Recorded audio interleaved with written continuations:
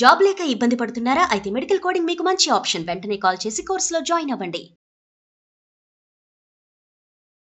Hi viewers, India's largest digital media network Suman టీవీకి స్వాగతం. ప్రస్తుతం మనతో ఉన్నారండి హైకోర్టు అడ్వకేట్ కృష్ణకాంత్ గారు. సో ప్రకాష్ రాజ్ గారు ఒక మాట మాట్లాడారు, అది చాలా మందిని ఏమంటారు, చాలా మంది హర్ట్ అయ్యారనమాట. సో దాని గురించి ఆ కేసు కూడా మన కృష్ణకాంత్ గారే అనమాట, కరాటి కళ్యాణి కృష్ణకాంత్ గారే. సో వారిని అడిగే తెలుసుకుందాం. నమస్తే అండి. నమస్తే అండి. సో నిజంగా మామూలుగా రామాయణం, మహాభారతం, భాగవతం మనం ఇంకా పిల్లలకి చెప్పాలి, అలా కథలు చెప్పేవాళ్ళు కరువయ్యారు, అసలే సరిగ్గా సంస్కృతి సాంప్రదాయాలన్నీ కలిసిపోతున్నాయి మట్టిలో అన్నట్టు అయ్యే టైంలో ఒక మంచి నటుడు ప్రకాష్ రాజ్ గారి నోటి నుంచి అలాంటి మాటలు మాట్లాడడం నిజంగా కొంచెం బాధాకరం, కొంచెం కాదు చాలా మందికి బాధాకరమైన విషయం. సో దీని గురించి ఆల్రెడీ మీరు కరాటి కళ్యాణ్ గారు పోరాడుతున్నారు కదా, అసలు ఏంటండి, మీరు ఏం చేయాలని అనుకుంటున్నారు ఫైనల్ గా న్యాయం? అంటే రాధా గారు, ఇక్కడ ముఖ్యంగా ప్రకాష్ రాజ్ గారు ఏంటంటే ఒక కేరళ లిటరేచర్ ఫెస్టివల్ అనే ఒక వెన్యూలో ఆయన గెస్ట్ కింద పిలవడం జరిగింది. సో అక్కడ ఆయన కొద్దిగా యాంటీ హిందూ పరంగా వచ్చే మాటలు, రామాయణాన్ని, ఆయనది నిర్దిగంట అని చెప్పి ఒక ఆర్ట్ స్కూల్ ఉంది, ఇంక్యుబేటర్ ఆర్ట్ స్కూల్ నియర్ మైసూర్లో ఉంది. సో అక్కడ అయినా ఒకటేంటే ఆ స్కూల్ పెట్టింది ఒక మంచి ఉద్దేశంతోనే. ఎవరైతే చిన్నపిల్లలు, బడుగు బలహీన వర్గాలకు చెందిన చిన్నపిల్లలు అండ్ ఊర్లలో ఉన్న పిల్లలు అండ్ యువకులు, వీళ్ళందరికీ ఫ్రీగా థియేటర్ యాక్టింగ్ అవి నేర్పిస్తున్నారు అండ్ ప్లే రైటింగ్ ఇవన్నీ కూడా నేర్పిస్తారు ఆ ఎన్జిఓ ద్వారా. సో ఉద్దేశం పెట్టింది మంచిదే. కాకపోతే ఈయన కేరళ లిటరేచర్ ఫెస్టివల్లో క్లియర్గా మనందరికి తెలుసు ఆయన యాంటీ బీజేపీ అని, యాంటీ మోడీ అని, ప్లస్ యాంటీ హిందూ వాక్యాలు కూడా ఇదివరకు, ఇదేం కొత్త కాదు, ఇదివరకు కూడా మాట్లాడారు. ఆయన ఇండిపెండెంట్ గా పాలిటిక్స్ లో ఎమ్మెల్యే కింద నుంచినప్పుడు కర్ణాటకలో, అప్పుడు కూడా కొన్ని ఇలాంటి వాక్యాలు చేసినట్టు అప్పుడు ఉన్న రికార్డ్స్ ఉన్నాయి.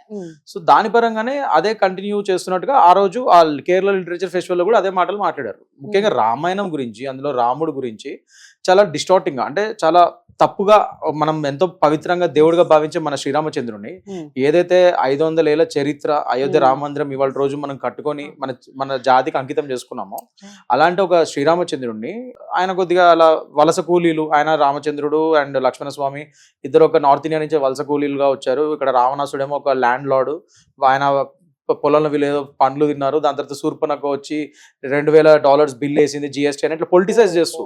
అండ్ ఇదంతా ఏంటి, ఆయన ఎన్జిఓలో చిన్నపిల్లలు రాసిన డ్రామా అంటది. అంటే ఈయన ప్రేరేపించి అలాంటి డ్రామా రాయిపించి పిల్లలతో, అండ్ వాటి ద్వారా ఆయన క్లియర్ గా ఆ వీడియోలో నేను చూడటం జరిగింది. ఆయన వీడియోలో క్లియర్ గా this is my way of doing cultural politics with this play అన్నాడు. నేను ఇలాంటి కల్చరల్ పాలిటిక్స్ చేస్తాను ఇలాంటి డ్రామాల ద్వారా. అంటే మీరు చిన్నపిల్లలకి డ్రామా నేర్పించడం వేరు, మీ ఐడియాలజీని చిన్నప్పుడే వాళ్ళ బ్రెయిన్ వాష్ చేసి మీ ఐడియాలజీని వాళ్ళకి రుద్ది ఇలా యాంటీ హిందూ ఐడియాలజీని వాళ్ళకి రుద్దడం అనేది ఇంకా చాలా పెద్ద తప్పది. సో దాని పరంగానే మేమందరం హట్టే, ఇది అసలు ఒక విధంగా ఒక మతాన్ని టార్గెట్ చేయడం తప్పు.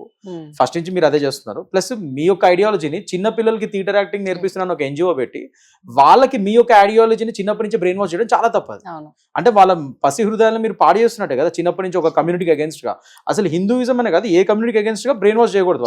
అలాంటి మీరు ఇప్పుడు స్పెషల్ గా యాంటీ హిందూ మీ ఐడియాలజీ ఫస్ట్ నుంచి అందరికి తెలుసు, లెఫ్టిస్ట్ కొద్దిగా ideology and anti Hindu ideology ఉంటుంది మీద, అది మీ వరకు పెట్టుకోండి. అండ్ యాంటీ హిందూ ఐడియాలజీ అనేది అసలు ఎవరికి ఉన్నా తప్పే. అది లెఫ్టిస్ట్ ఐడియాలజీ ఉంటాం, దట్స్ ఎ డిఫరెంట్ స్టోరీ, అది మీరు పొలిటికల్ గా ఫైట్ చేసుకోండి. కానీ యాంటీ హిందూ ఐడియాలజీ అనేది మీరు చిన్నపిల్లలకి బ్రెయిన్ వాష్ చేయడం మీ ఎన్జిఓ ద్వారా ఇంకా పెద్ద తప్పు. సో దాని పరంగానే ఇది ఒక చాలా పెద్ద కాన్స్పిరసీ లాగా ఉంది. ఇలా తప్పు కదా చేయడం, చిన్నపిల్లల్ని అలా బ్రెయిన్ వాష్ చేయడం ఇంకా తప్పు. ఈయనకున్న ఐడియాలజీని వాళ్ళకు రుద్దడం, యాంటీ హిందూ ఐడియాలజీని ఇంకా తప్పు అని చెప్పి నేను కరాటి కళ్యాణ్ గారు ఇది పంచగూడ పోలీస్ స్టేషన్ లో కంప్లైంట్ చేయడం జరిగింది. ఓకే. సో అంటే ఇప్పుడు ఈ కంప్లైంట్ ని తీసుకున్న తర్వాత నెక్స్ట్ ఎలా ఉంటుందండి? అంటే ఒకటండి, ఇక్కడ మనం ముఖ్యంగా 190 సెక్షన్ 196 ఆఫ్ బిఎన్ఎస్, సెక్షన్ 299, 353 ఇవన్నీ కొద్దిగా బ్లాస్ఫెమీ, అంటే ఒక రిలీజియస్ సెంటిమెంట్స్ ని హర్ట్ చేసే విధంగా, ప్లస్ జనాల మధ్య, కమ్యూనిటీస్ మధ్య గొడవలు పెట్టే విధంగా అలాంటి సెక్షన్స్ అనమాట. సో వీటికి పెద్ద పెద్ద శిక్షలే పడవు, 3 to 4 years లోపల శిక్షలే. కానీ this are non cognizable offences. వీటికి స్టేషన్ బెయిల్ వచ్చేస్తుంది, మహా అయితే 41 CRPC ఇచ్చి పంపించేస్తారు, ఆయన సమన్ చేస్తారు, ఆయన అడుగుతారు, ఇన్వెస్టిగేషన్ చేస్తారు. దాని తర్వాత మనం ఇచ్చిన ఆధారాలు అయితే ప్రైమా ఫేసి క్లియర్ గా ఎస్టాబ్లిష్ అయింది. సో 99%, 100% చార్జ్ షీట్ కూడా ఫైల్ అవుతుంది. దాని తర్వాత he has to face the trial in the court. ఆయన నిర్దోషత్వాన్ని కోర్టులో ప్రూవ్ చేసుకోవాలి. Whatever it is legal గానే, వీఆర్ ఫైటింగ్ లీగల్లీ, అండ్ తప్పు చేయకపోతే లీగల్ గా వచ్చి ఫైట్ చేయమనండి. That is what we are asking. కానీ ఇలాంటి వాక్యాలు చేస్తే మాత్రం చాలా తప్పు అనేది మా ఉద్దేశం. అక్కడ ఇప్పుడు కామన్ పీపుల్ మాట్లాడితేనే అది పెద్ద రాగ్దాంతం అవుతుంది. ఒక మంచి స్థానంలో ఉండి, ఒక మంచి నటుడుగా ఉండి, ఇలా పెద్ద పెద్ద వాళ్ళు, ఇలా చాలా మంది, కొంతమంది గత కొన్ని రోజుల క్రితం కూడా కొంచెం పెద్దవాళ్ళు కూడా, అంటే మంచి ప్రవచనాలు చెప్పే వాళ్ళు కూడా ఇలా ఏదో ఒక విధంగా టంగ్ స్లిప్ అవుతూ ఏదో ఒక రకంగా మాట్లాడుతూ ఉంటారండి. అంటే వీళ్ళ స్థానంలో ఉండి వాళ్ళు మాట్లాడే మాటలు ఎప్పటికీ కరెక్ట్ కావు కదా. మీరు ఏం మాట్లాడతారో దాన్ని 10 మంది అనుసరిస్తారు కదా, ఎస్, అది మీ ఇంటి వరకు పోదు. ఎగ్జాక్ట్లీ అండి. నా ఉద్దేశం కూడా అదే. బీయింగ్ ఏ పబ్లిక్ పర్సనాలిటీ, మీరు ఒక పెద్ద Yeah. ఇన్ఫ్లుయెన్సర్, సోషల్ ఇన్ఫ్లుయెన్సర్ మాదిరి రేంజ్ లో ఉన్నప్పుడు మీరు ఏం మాట్లాడినా అది జనాలు ఎక్కువ ఎఫెక్ట్ అవుతారు. సో అలాంటప్పుడు మీరు కొద్దిగా జాగ్రత్తగా వ్యవహరించాలి కదా. ఇలా డైరెక్ట్ గా మీరు ఒక కమ్యూనిటీని టార్గెట్ చేసి ఇలాంటి మాటలు మాట్లాడుతూ చాలా బాధాకరం. సో దాని తగ్గట్టుగానే మేము ఇవాళ లీగల్ యాక్షన్ తీసుకోవడం జరిగింది. అండ్ దాని తగ్గట్టు మేమే కదా, ఇంకా చాలా మంది చాలా చోట్ల నుంచి కంప్లైంట్స్ ఫైల్ చేయడం జరిగింది ఆయన మీద. So let us see, we are fighting legally. So నిజంగా అండి, అంటే మనం పిల్లలకి ఏం చెప్పాలా అనుకోవడం పోయి ఏం పిల్లలు ఏవి వినకూడదో అవి ఎక్కువ చెప్పాల్సి వస్తుంది అనమాట. ఆ పిల్లల చిన్న మెదడుని వాళ్ళకి అప్పుడప్పుడే వాళ్ళు ఏదో చెయ్యాలనుకున్న వాళ్ళని మనం ఏదో చేసేసి ఇలాంటి మాటలతో ఇంకా మీరు అన్నట్టు మన సాంప్రదాయాలు అన్ని మట్టిలో కలిసిపోతున్నాయి అనిపిస్తుందండి. సో నిజంగా దీనికైతే ఏదో ఒక సొల్యూషన్ రావాలని, తొందరగా మీరు బాగా పోరాడాలని ఇంకా Thank you. మనస్ఫూర్తిగా కోరుకుంటున్నాం. థ్యాంక్ యూ అండి. Thank you.